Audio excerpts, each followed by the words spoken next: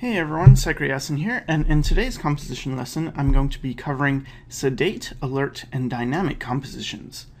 So I'm going to start with sedate compositions, and these are compositions that are, calm or peaceful, something like this.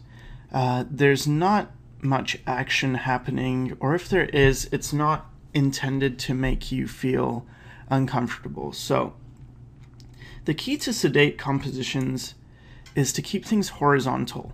There's a lot of things going horizontal, and yes, you can have curves, but you'll notice there's not any high mountains that are really jagged, and if they were, I'd really push them to a horizontal feel.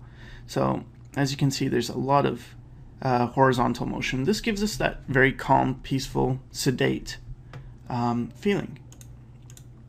Now the next one is alert, and this is all about the verticals. So here we have a lot more vertical elements in the page, and you could do this with buildings, with anything, even figures.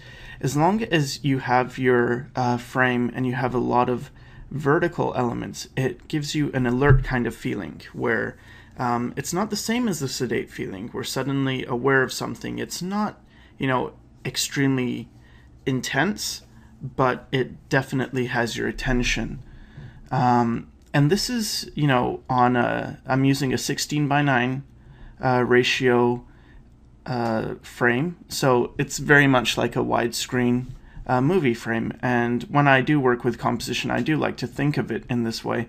If you're doing scenes, with just characters, if it's just a pin-up or something, you don't really have to focus on this. But for what this is, if you're thinking in terms of creating a scene, if you're doing illustration or concept art, then these rules apply. And finally, I'm going to move to dynamic.